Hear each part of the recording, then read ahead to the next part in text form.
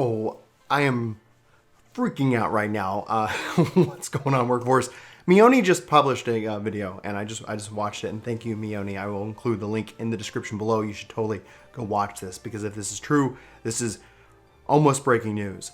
The Power Up Gaming website has reported that in Brazil, Final Fantasy XIV has been rated for Xbox One, and I have long been the voice of championing Final Fantasy XIV for Xbox. I said that if they didn't announce it at Vegas, then probably not going to continue to happen. Probably this drought is going to continue to happen, and it's really unfortunate because there's a lot of Xbox players that just have the Xbox that have wanted this game on Xbox. I think it's beneficial. Yoshi-P wants it to happen. Phil Spencer wants it to happen, and they've been in talks with Sony.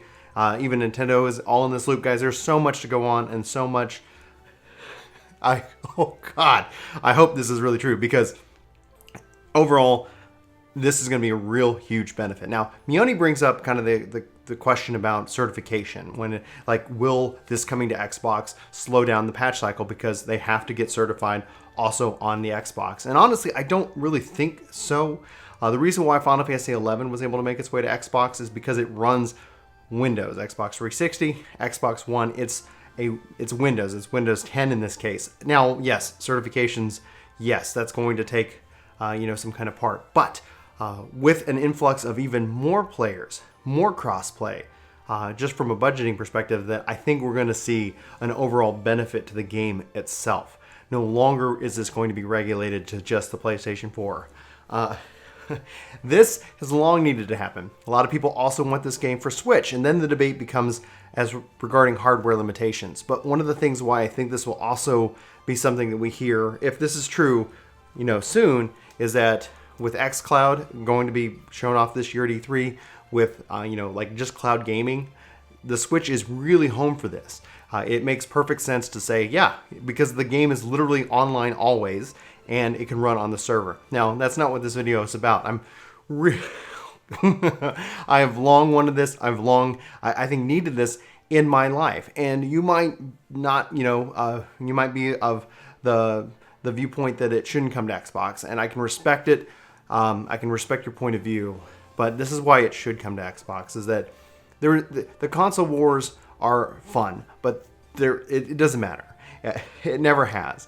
And while we can all kind of pick our teams and we can have our preferences, what we're going to see with the next generation of hardware is really the breaking down of that. In fact, these companies will have to compete on whole new levels, which is going to benefit gamers. The reason why 14 is not on Xbox is because it's Xbox's fault from the start, but it hasn't been for a while. Phil Spencer took over. Him and Yoshi-P both want this game on the system. A lot of the things that people kind of bring up as objections, like, oh, they're going to make you charge for Xbox Live Gold.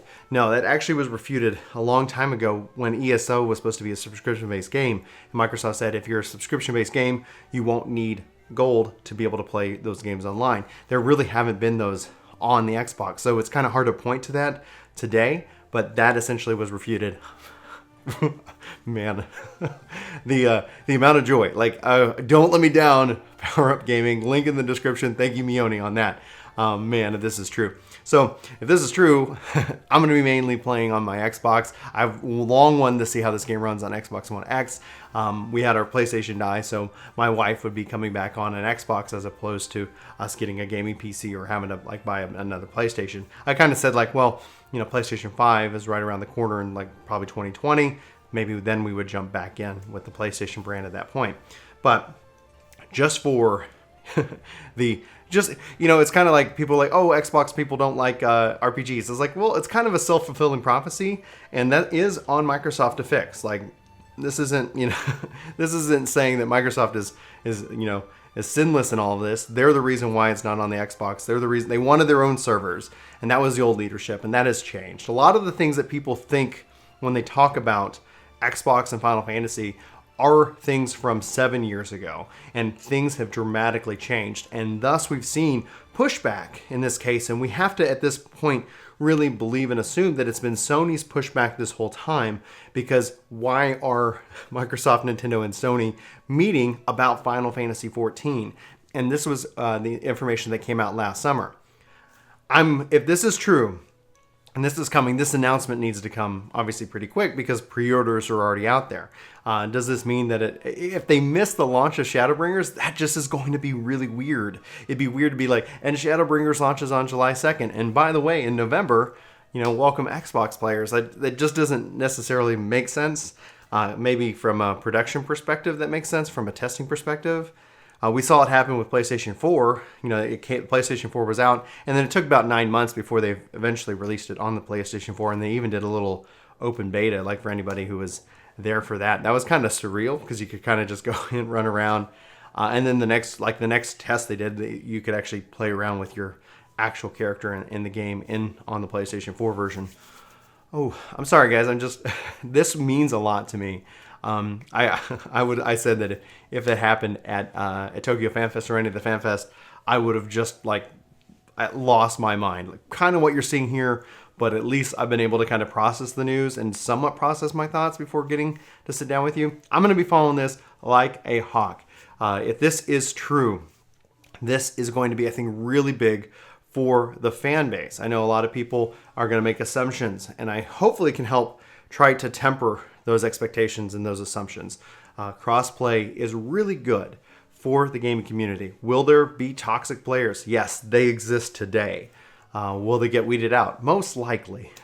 But being able to play with your friends, no matter what platform they are, is really, really good for gamers. And gosh, I hope this is true.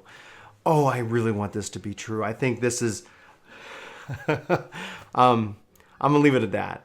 We'll keep you up to date. If this is just, kind of a mistake, then it is what it is. But we need to get an announcement sooner or later. Hopefully sooner.